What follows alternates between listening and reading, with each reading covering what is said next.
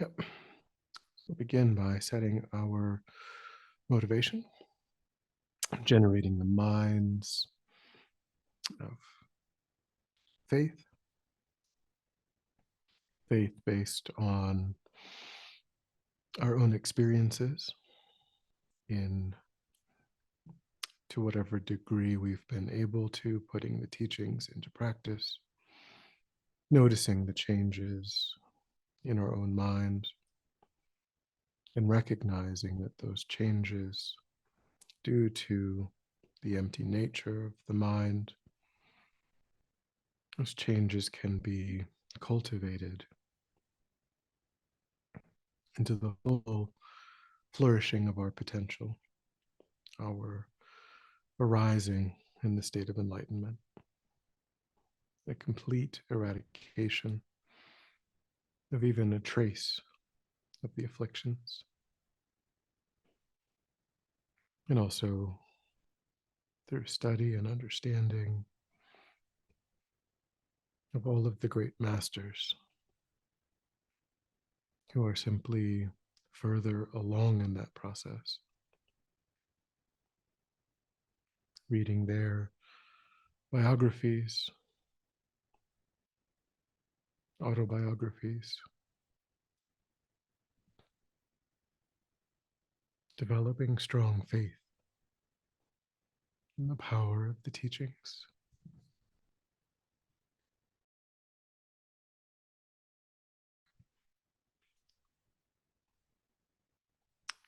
And on that basis, understanding that there are valid sources of refuge, those who have fully perfected their minds, those who have seen emptiness directly, and the methods that they used to accomplish those results. Those are the truly infallible sources of refuge. And recognizing that that path is meant to give us the ability to be of perfect benefit to sentient beings.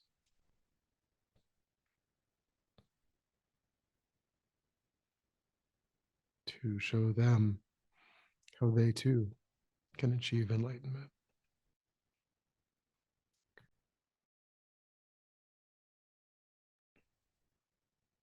So we develop those minds of faith and refuge in bodhicitta as our motivation.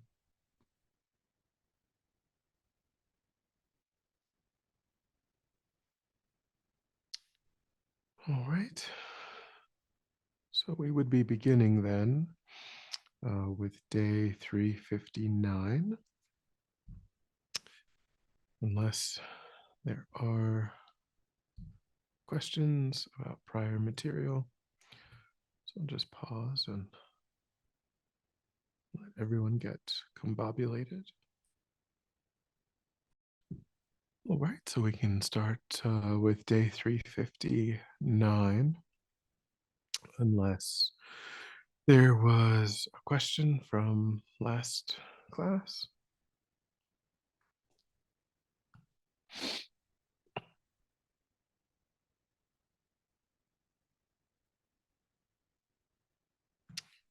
Right, so the quotation on day 359,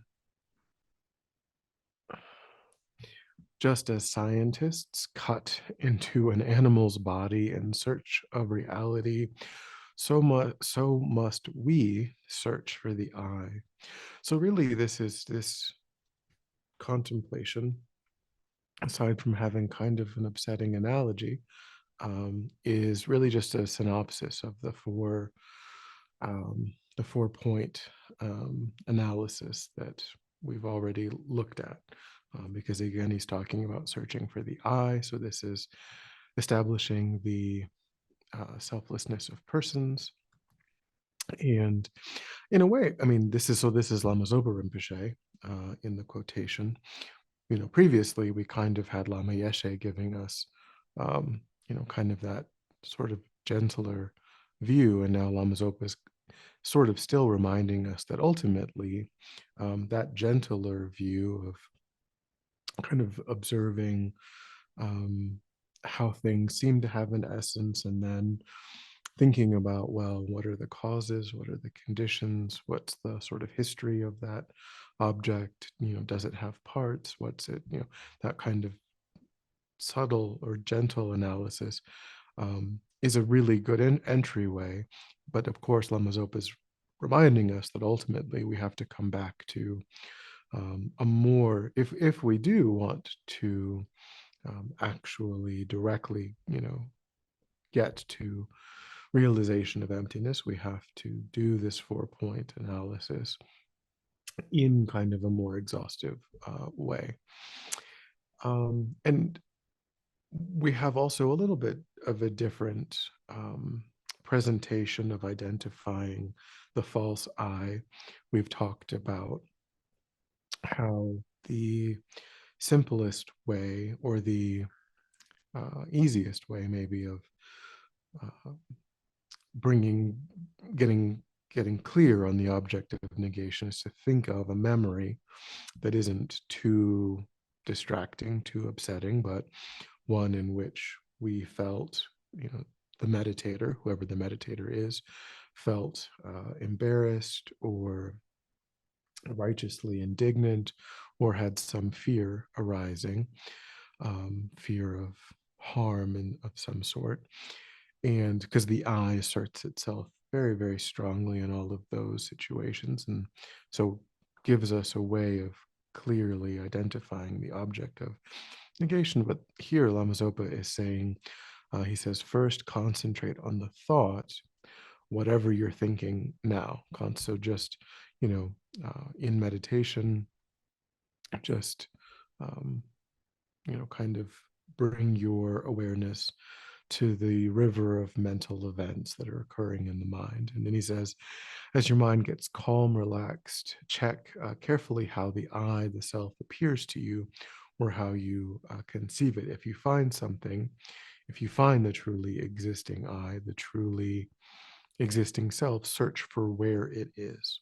So again, this is, we have touched on, of course, the fact, the reality that our false I is there all of the time. It isn't just, it's not only there in those more charged situations where we do feel indignant or embarrassed or afraid. It's there, we use the analogy of, like, looking through the fridge, trying to think of like what snack to get. The false I is there. So the false I is always there. And this is what Lama Zopa is kind of saying, in a way, in terms of using that in meditation, it's kind of a more, I would say it's maybe a more advanced technique, because it is so much easier to use those more charged examples to have a real clear sense. But probably, I think it's true, and maybe it could be Lama Zopa's point, that we do have to also recognize the false I. And of course, I know it's, he's using truly, he's using real or truly existent, but that is that appearance. He's describing subjectively how it appears. When we call it false, we're describing what that although it appears truly existent, that appearance doesn't have a basis in reality, doesn't have a valid base. He says, when you find the truly existing, the real I, check whether it's the body or the mind, or whether it's within your body mind. Here he hyphenates body. He says body hyphen mind, or I've used body mind complex, or outside of it. So those are the 4 points, right? One with the body, one with the mind, one with the body and mind, or one with completely separate from body and mind. So he says, check in this way. If you can't find it, if you see the emptiness of the self, just concentrate on that. So rest your mind in the unfindability of the I, the false I, the concretized I that you have identified is the object of negation, the object of refutation. Look for it in these four places, and then if no such I appears to the mind, um, when you've done that 4-point analysis, then you rest your mind in that sense of the unfindability of the I. He says, if you do find a real self, then check whether it's the body, the mind, or the body-mind combination. You have to look for this truly existing self from head to foot, searching in every part of your body to try to find exactly where it is. If you don't find it and come to the conclusion that the self does not exist at all, then that's a wrong conception. You've fallen into the extreme of nihilism. That conclusion does not make you free of suffering. However, he says, if the feeling of the emptiness of the self comes to you more or less effortlessly, rather than running away from that, you should practice concentrating on it, just for the auspiciousness of meditating on emptiness, seeking the true nature of the self. So again, we don't want to deny that there is a body, there is a mind, that those are genuine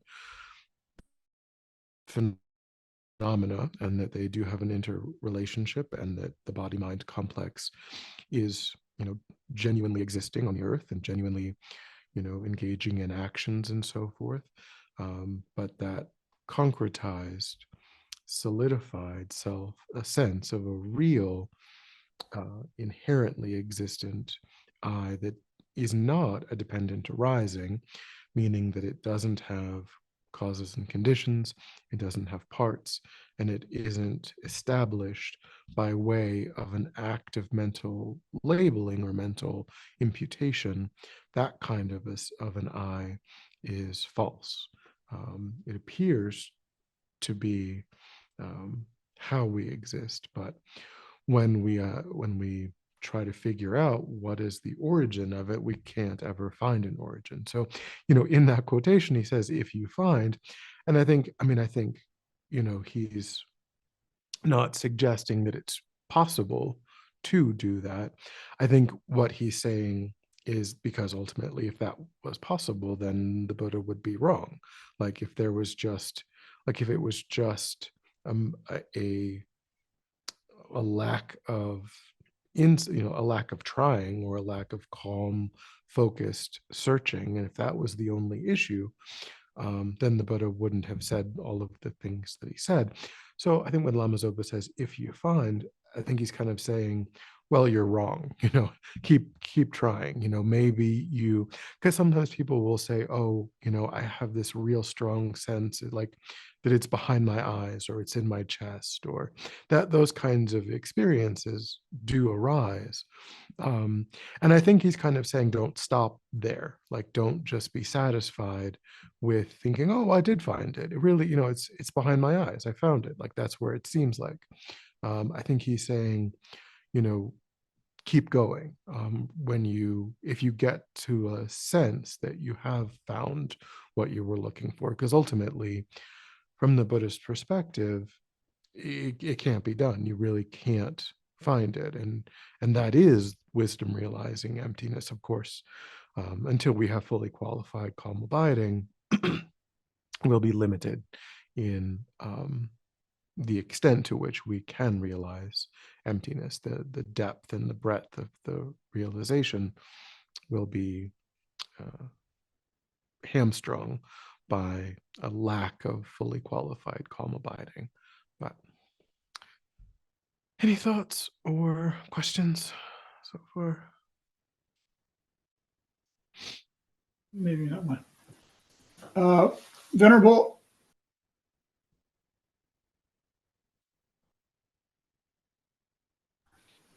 I don't know that I've ever been sure of, comfortable with, understand the concept of labeling and somehow that imparts a, I don't know if reality is the word, or existence to a phenomena.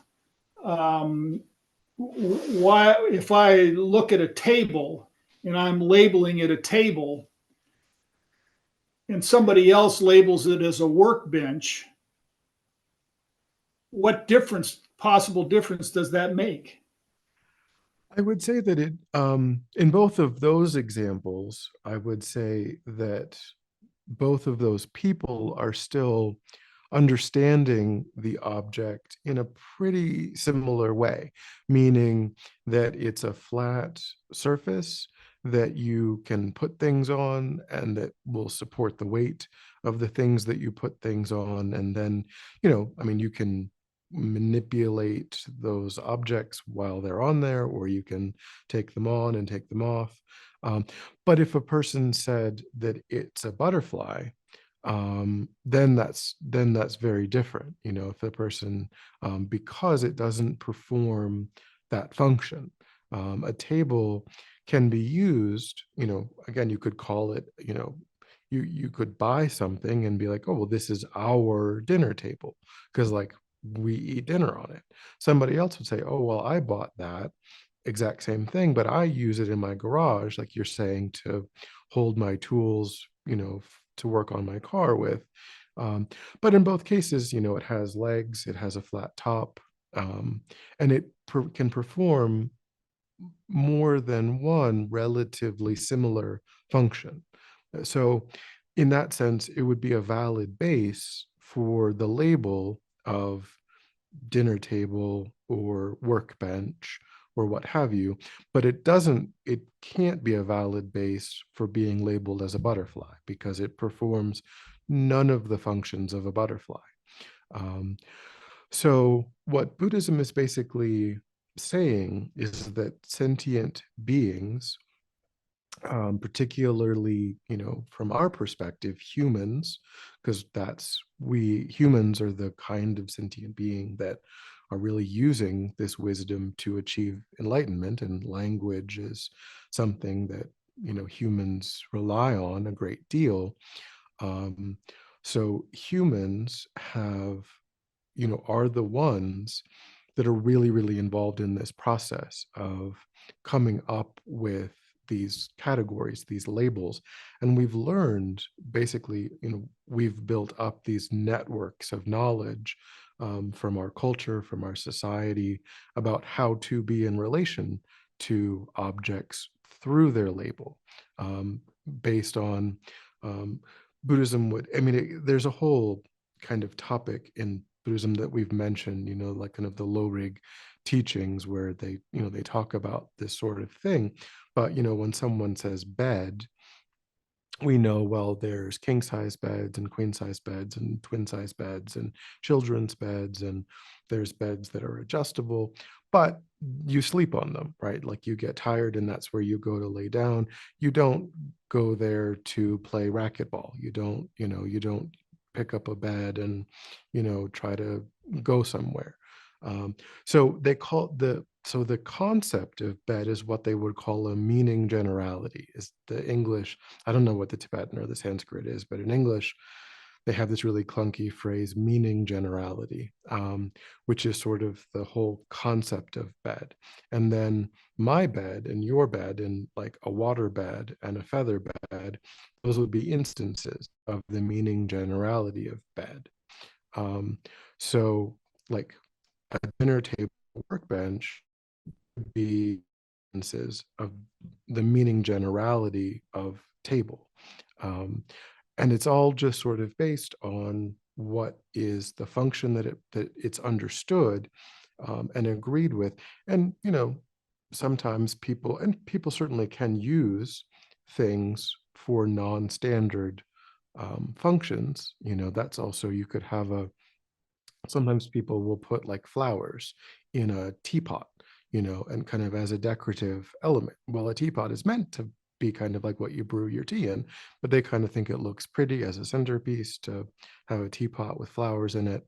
Um, but they would agree that, like, if you asked them, well, is that a vase? They would say, well, no, it's a teapot. Like, I just think it's pretty. Still, they kind of know what it's meant for. They kind of understand that it's something that you use to make tea or hot water.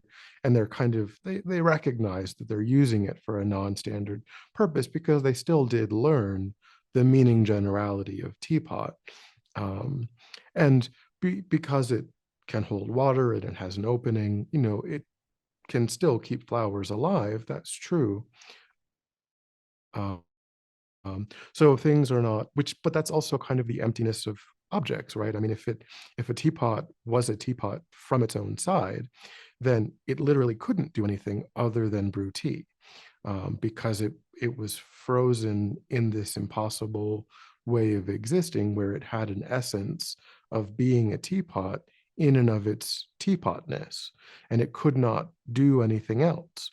But the fact that, it does generally perform one function, but to some degree it has a variety of maybe less and less standard or typical uses, um, indicates that it doesn't have an essence as a teapot, because, but it still has boundaries. Again, like I said, you can't, it's not gonna take you to the store. It's not gonna fly you somewhere. There are boundaries, there are limits on any particular thing. Um, so it really, we don't really know what, in terms of subjectively, in terms of how we interact with objects. It's really through the label. It's really, in terms of how we, if we never learned what a car was, then we would see the car and we would all agree that there was an object appearing to our eye consciousness, but we couldn't be in relationship with it. We wouldn't know, oh, I get into it and I turn the key and I can go somewhere in it. If you drove, if a car just appeared in a clearing in the Amazon, they would maybe start thinking, well, we could store stuff in it. We could, but they wouldn't think, well, yeah, that's a car. I can get in and I can go somewhere. So it really has more to do with like how we build up um, knowledge about the external world, and then how we interact with the external world. Buddhism would say we do that through coming up with labels for everything that have a relationship with their function, that have a relationship with what they can and cannot do. Um,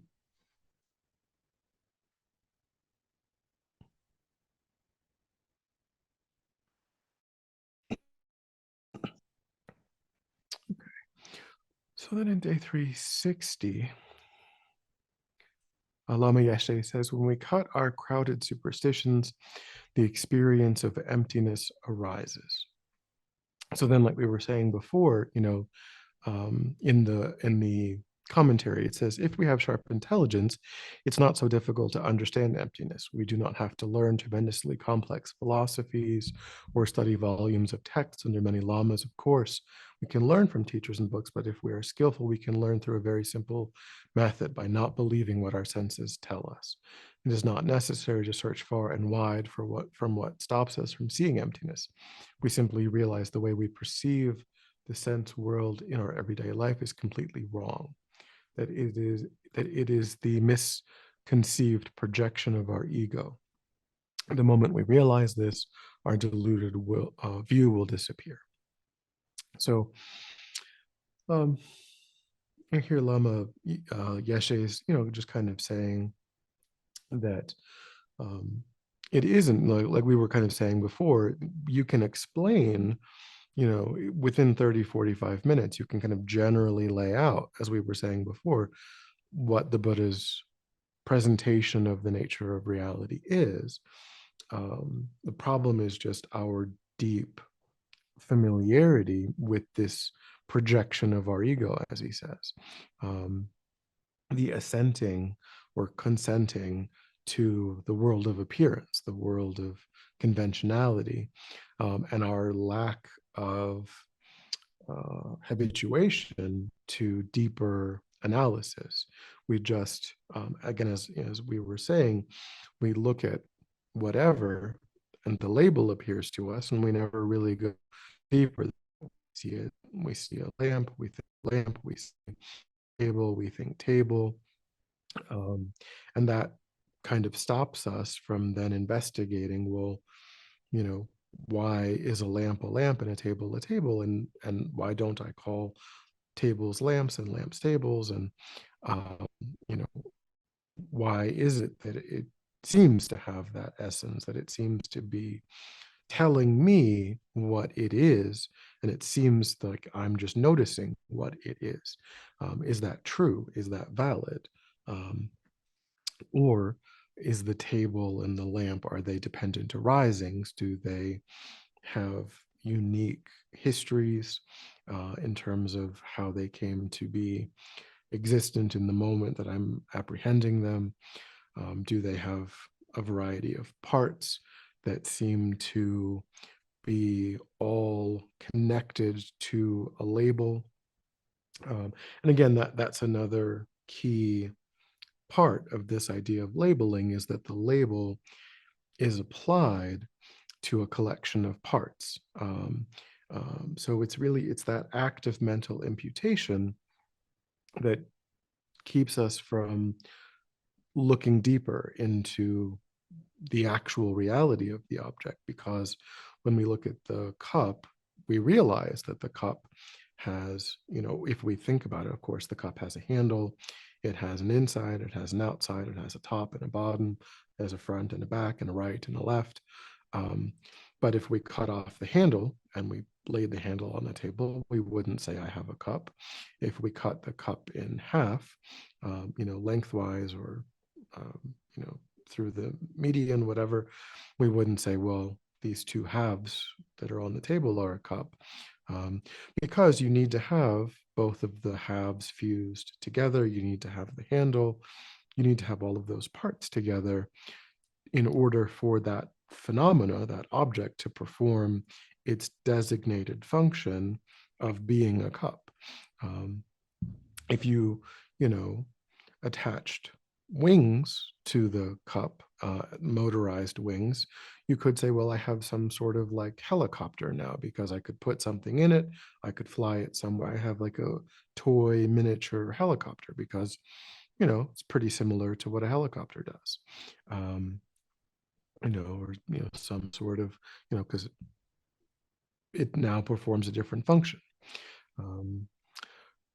So but when it's just that label that appears to the mind when we observe the object, and then we don't go further. We don't actually think about the fact that it's only because all of the parts are together in a particular configuration, and therefore a function that my society, my culture, my time and place have sort of, because there was a time and place before people had cups. They would just go to the river and drink out of their hand, or maybe they had buckets, but people didn't ordinarily have, maybe for thousands of years we've had cups, but 30,000 years ago, 40,000 years ago, 50, there were no cups.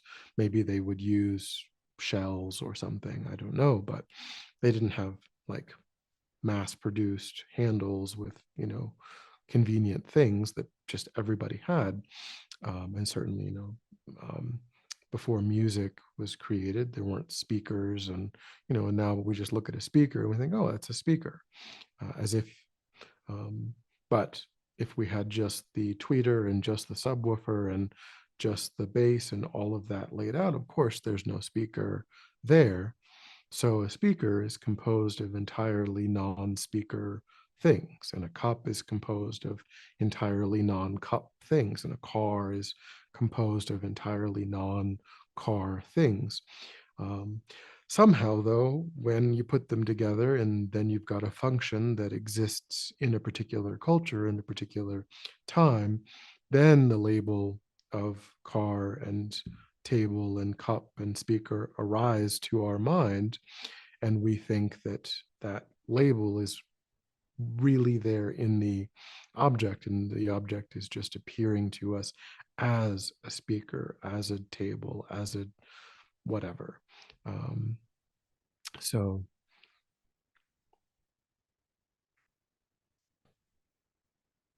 he says, thus we can study emptiness every day, because every day our five senses, gravitational attachment to the sense world has us believing that whatever we perceive really exists as it appears. If we continuously investigate our perceptions and beliefs, there is no time that we are not studying emptiness.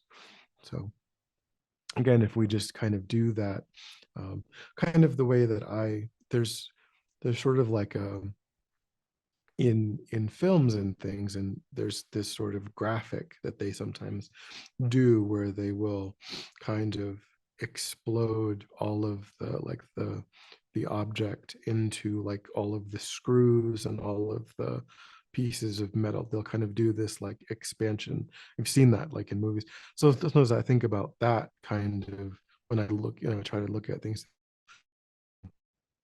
What would it appear in my mind if the filament was here and the glass piece was here and the paint was over here and the metal, the top, and the kind of this sort of like explosion, or like with a car, like all of the thousands of little tiny pieces of all of the screws and all of the doors and the handles was all just kind of like exploded out into space in a million different pieces.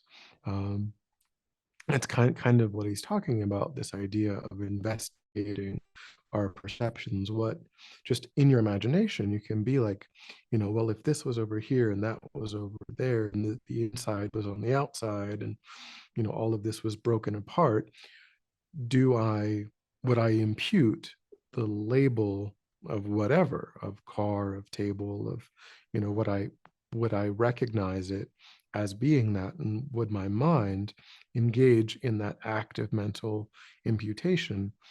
And we would say, well, no, I wouldn't do that. I wouldn't say, well, of course, that's my car in a million pieces on the sidewalk. You wouldn't think of it that way.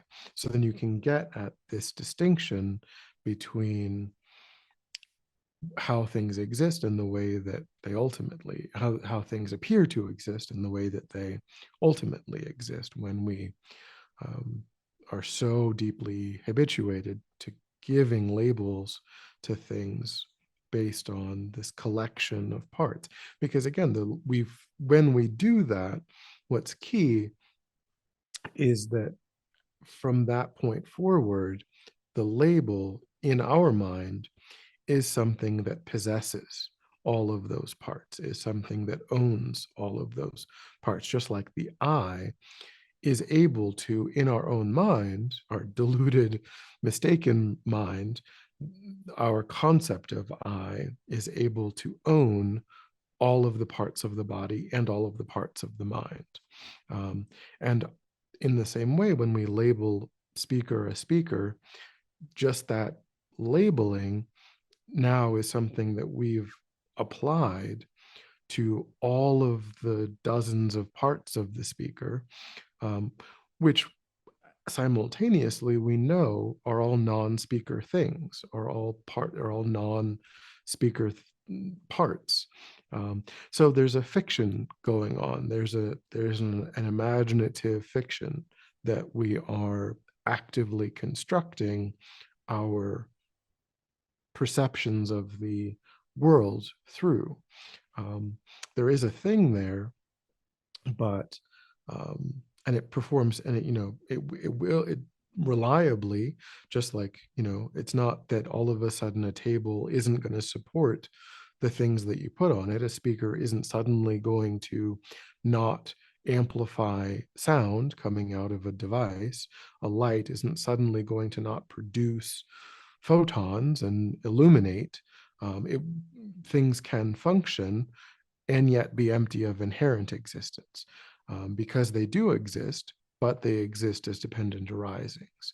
They exist in dependence upon causes and conditions, upon parts, and upon an act of mental imputation or mental labeling.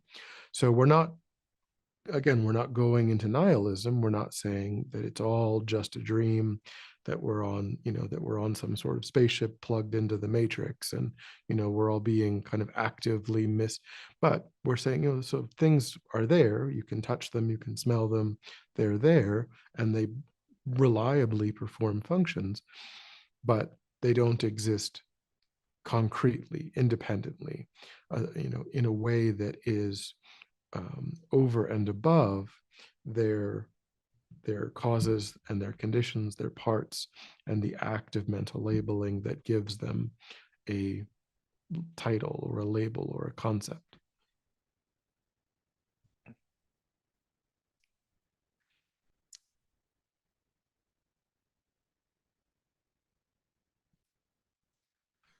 So that day 360 was kind of was talking about going about that in terms of the selflessness of phenomena. Day 361 is talking about in life and trying to realize the selflessness of persons, of ourselves. So he says, realizing that everything is a creation of our mind is the fundamental enlightenment meditation. So he says, whatever activity we're doing in our daily life, we can practice mindfulness of the merely labeled I, the merely labeled action, and the merely labeled object. So the three spheres, right? The I, the action, and the object that we are in, that merely labeled I or we or whatever is engaging in an action in relationship to. So, merely labeled I is eating merely labeled food. There's merely labeled I, the act of eating is the merely labeled action, the food is the merely labeled object that we are in relationship to. He says if we practice mindfulness of how everything is merely labeled by the mind, then during the time of delusions, then during that time, delusions do not arise.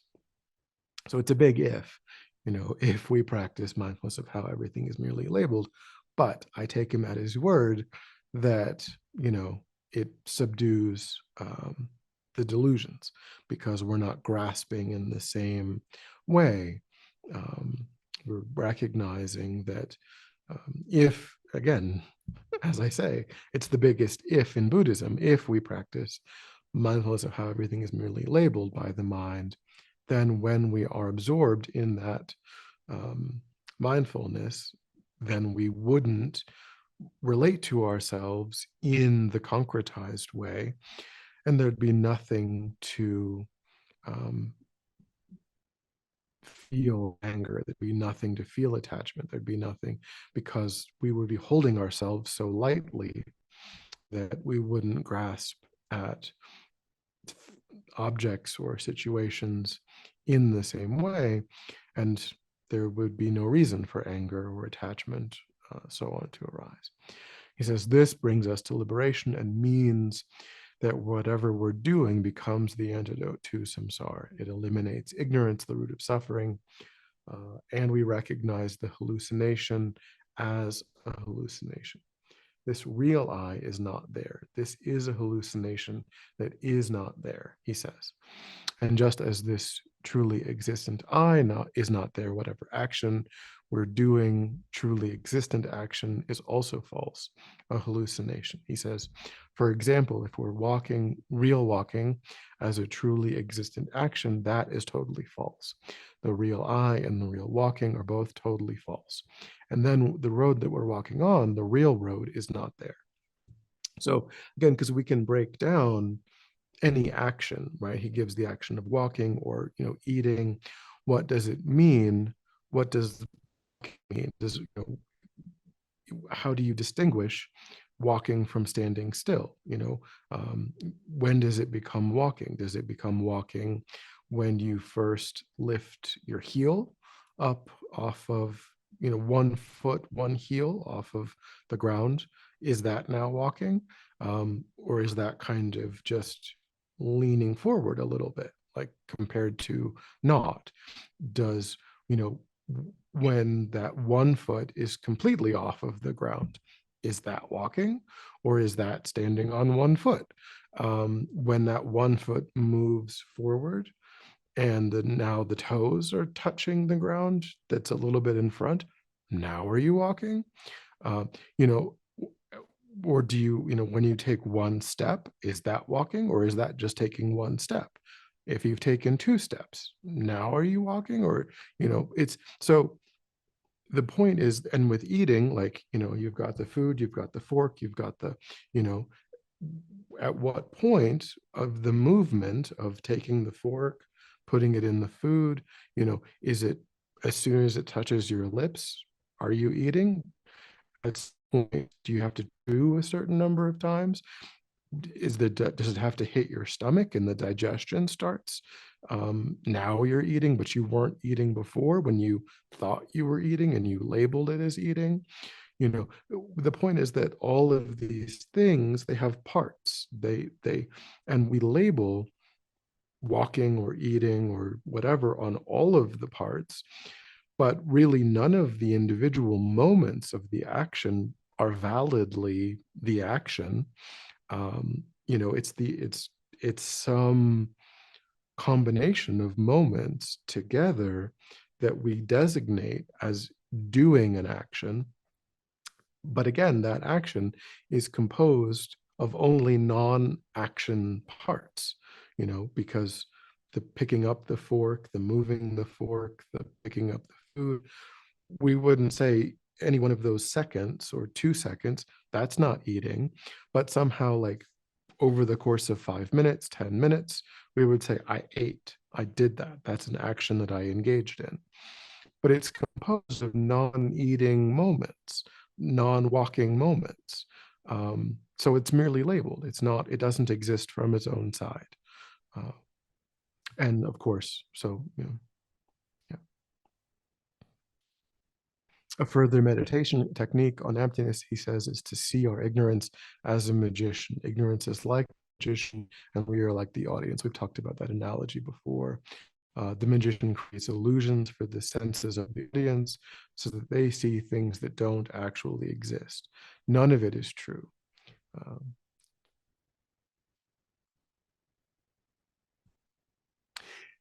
Any thoughts or questions so far?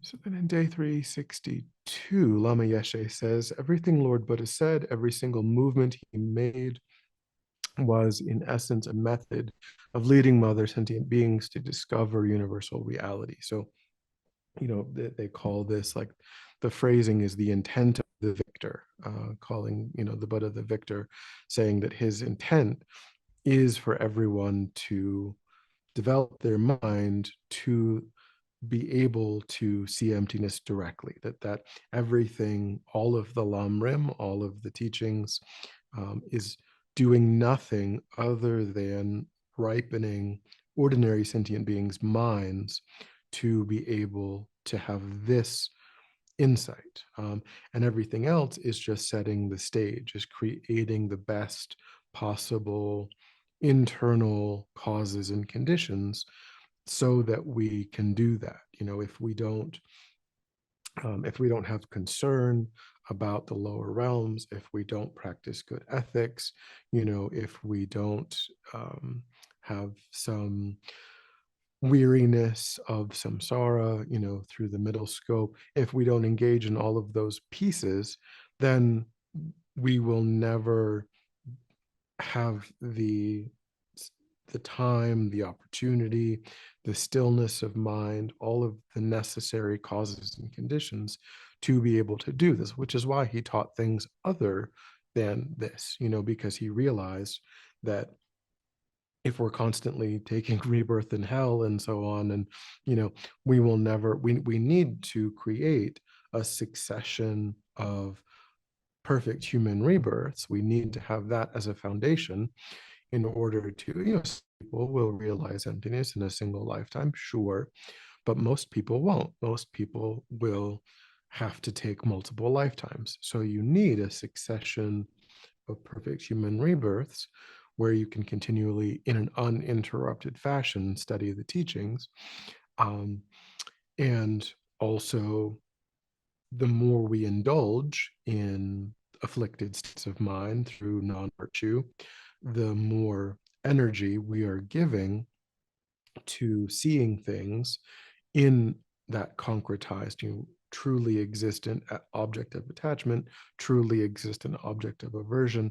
We're feeding into that false perspective, and we're moving ourselves further away from emptiness. We're moving ourselves because we're reinforcing habit patterns that are not productive, that don't lend themselves to seeing emptiness directly.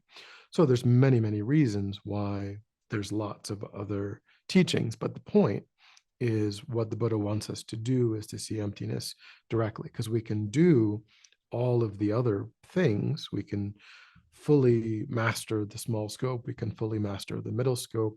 We can even fully realize bodhicitta. But if we don't also realize emptiness, we won't achieve enlightenment. We will continue to cycle. And eventually that cycling will take us back into the lower realms. Even if we do have a long period of upper realm rebirth, if we cycle in ordinary cyclic existence, it's not going to work out in the long run. So that's the point of all of the Buddhist teachings, is to ripen our mind to be able to have this insight.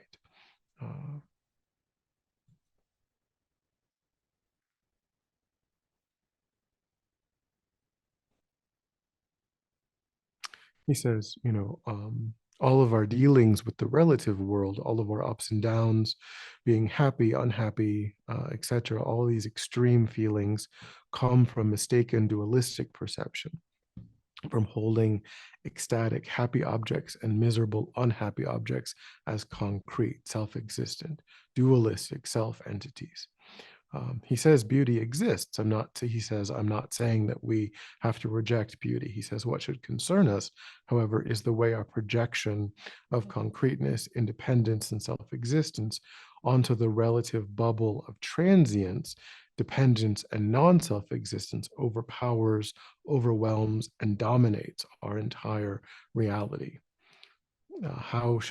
He asks, how do we perceive that object of happiness or that object of misery? If we see it as illusory and non-dual, the extreme feelings that pump us up, so that there's no space for other feelings, cannot function.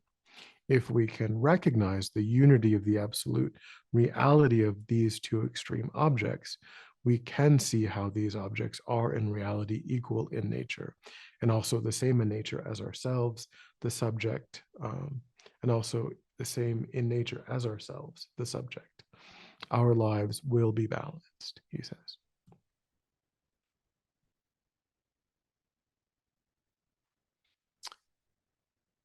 Any thoughts or questions?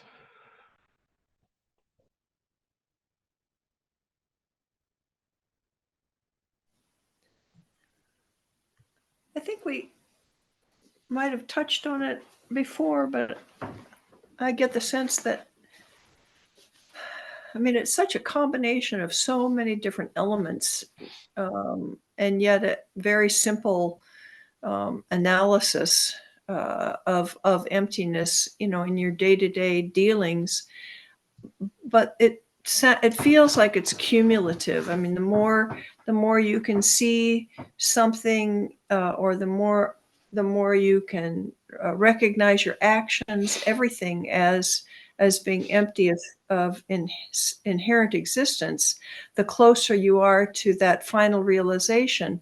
But I think also you have said, and tell me if I've got this right, is that you have to ultimately have non-conceptual understanding of emptiness. So while we go through our days and kind of look at things as we've been discussing tonight, there's also that other piece of it.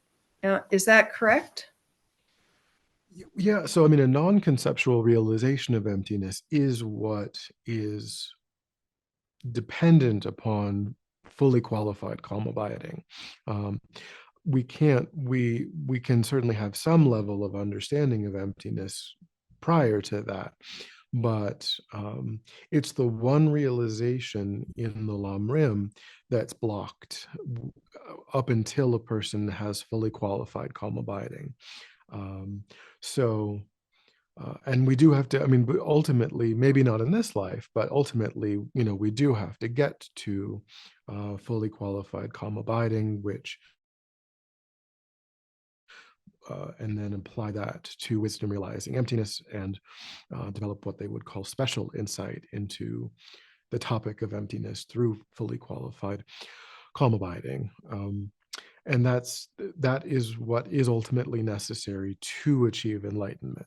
We won't achieve enlightenment up until we're able to do that. Um,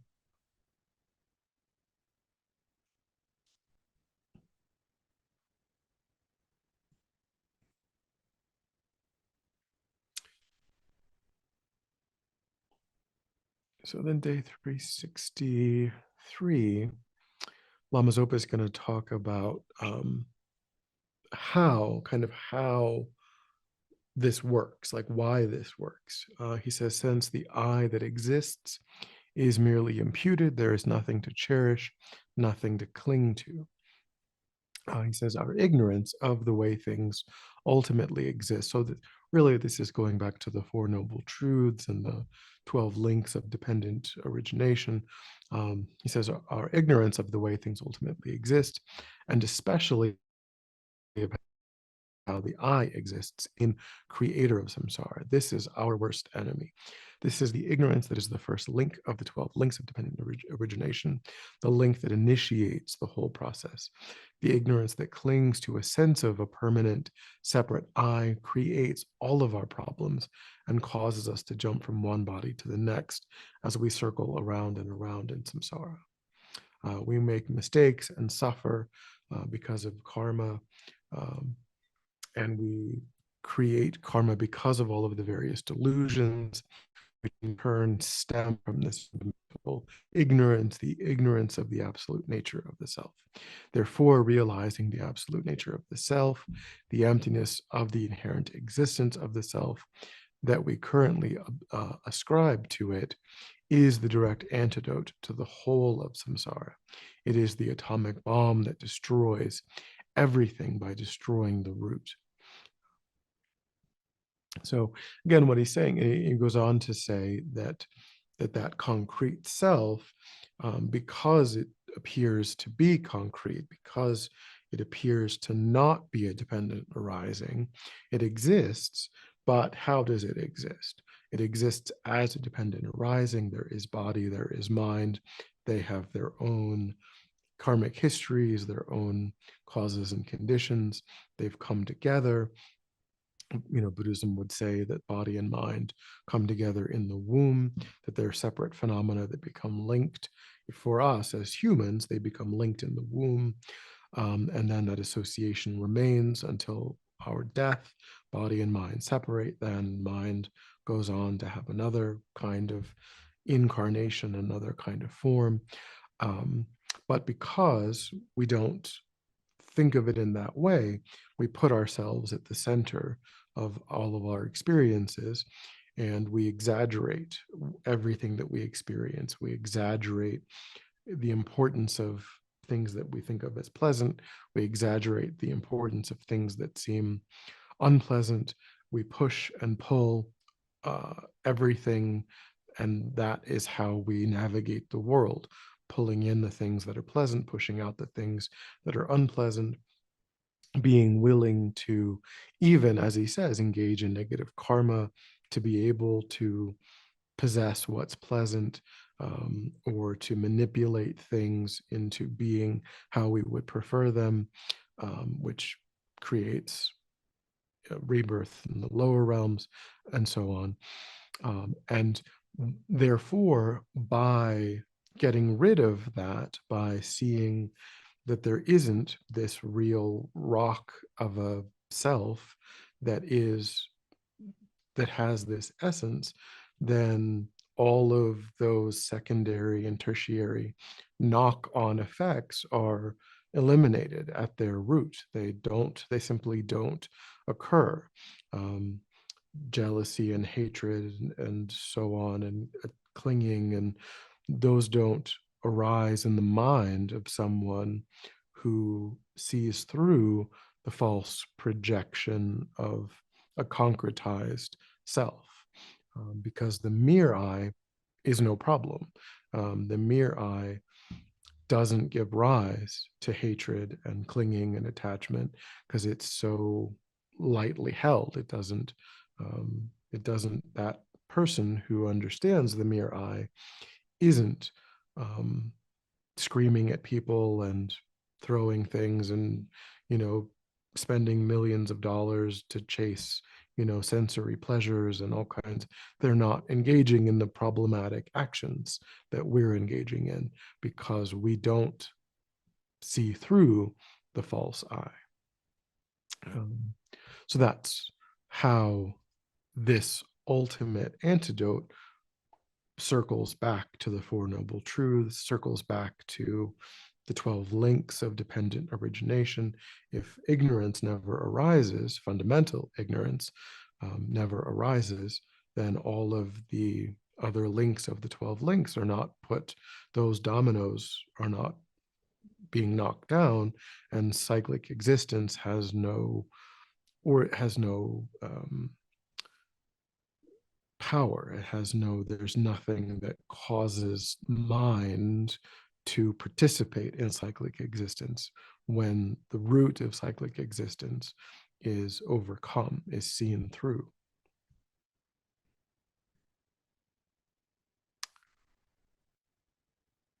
So the last two contemplations are not on emptiness.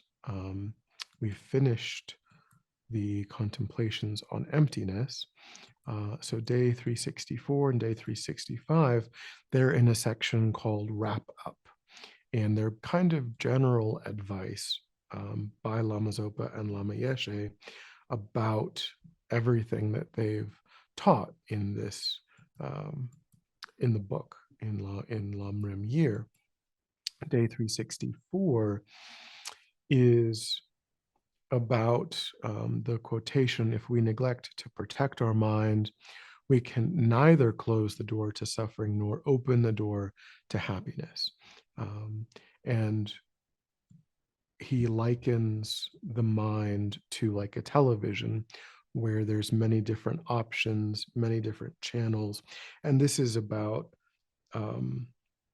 how we choose to perceive the world, whether we choose to perceive the world through the lens of the false I or the lens of the mere I, whether we choose to perceive the world through a sense of competition and just looking out for oneself, or we choose to see the world through cooperation, interdependence, through choosing to see other sentient beings as kind, mother sentient beings, or as people who are in opposition to us, opposition to our interests. There's so many different choices that we can make about what channel of the mind to tune into. Are we tuning in to interdependence and compassion and love, or are we tuning into separation and competition?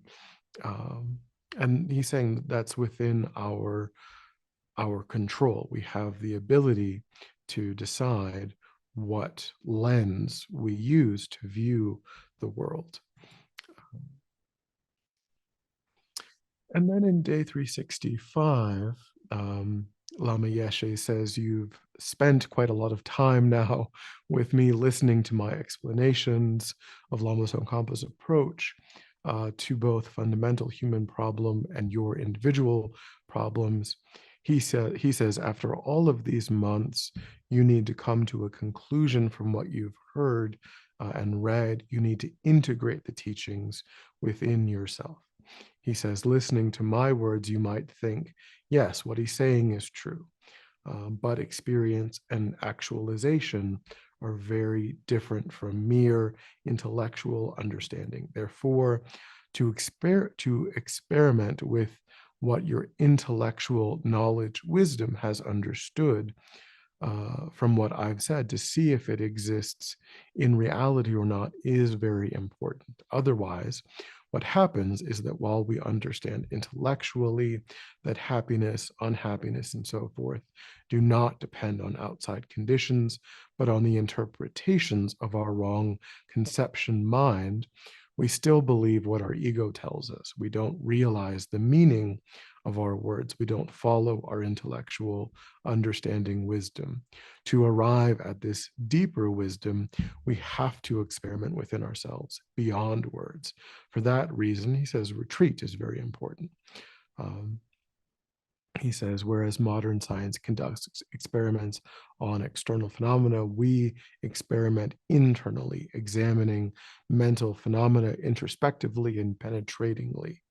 We have to integrate our experience, whatever we understand. Once we have gained experience and realization on one topic, we need to go on to the next, which takes us further down the path. Without moving forward step by step, it's impossible to progress. We can't simply collect high-sounding words while leaving our actions down here on the ground. Collecting words that talk of flying to the moon doesn't mean we fly to the moon. With words alone, we remain earthbound. So he's really exhorting us. Now we have studied all of the words. We have a complete intellectual picture of the stages of the path from Lama Yeshe and Lama Zopa. And so now it's up to us to take all of that intellectual framework and get the actual realizations of the path, actually, take that intellectual knowledge and drop it into the heart, drop it into our lived experience. And if we don't do that, we won't actually get the critical essence of all of these teachings. It's not enough to understand them intellectually. We have to actually go from the wisdom of listening to the wisdom of contemplating to the wisdom of meditating, and deeply integrate all of this framework that Lama Zopa and Lama Yeshe have given us. We have to actually do that. And Venerable Rene is teaching, a weekend retreat, but still, Venerable Rene is a really renowned meditator in our tradition. And he's doing in April a weekend retreat on basically this topic, how to gain realizations of the Lamrim. So how to actually drop it into lived experience. And again, it's just a weekend retreat in terms of the time, but hopefully he'll come back next year and, so on. But at least, we'll have a few days of really trying to work on that process, at least have more information about how to go about actually having that lived experience of the Lamrim. But that's the book, folks. Then we've got the foundation of all good qualities is included, and then there's a colophon with the different sections, but those are all of the teachings of the book. And like I said, it took a year, but we did it. And we're very grateful that you stuck with us. So I had a lot of fun.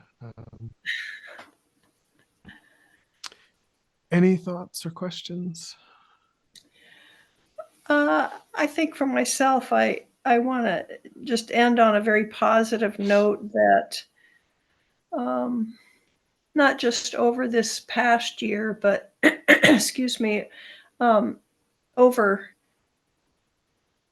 many years, to be able to kind of see myself years ago in relation to how I see myself today and interactions with people, and how and I don't know that it's radically changed, but it's changed enough so that I recognize the change, and it's just very encouraging for myself to have that, whether you call it a realization or not, but to see how I interact with people differently now. So I'm grateful for the Dharma. I'm grateful for your time. Yeah, it's been very helpful for me to go through the book and to contemplate all of these things from different angles. I found it very useful to think about Lama Yeshe and Lama Zopa's words too. So I'm grateful too to have I wouldn't have spent this much time, thinking about all of these topics in this exact way using Lama Yeshe and Lama Zopa's really unique presentation. So I appreciate having the opportunity to do that. So it's been really, really great. So Do you get an opportunity to do longer retreats in your uh, situation? I mean, things would kind of fall apart, administratively. But we're working on getting, moving things in better and better directions as far as administrative, so yeah, I mean, my hope is that there will come a time, when when things are in a really great place, and there's lots of support administratively for things, and then yeah, I can look at, but Well, thank you. Thank you very much. yeah, thanks. So yeah, I appreciate it. Have a good merely imputed New Year's, and And you're the dragon. Let's see how that goes. take care.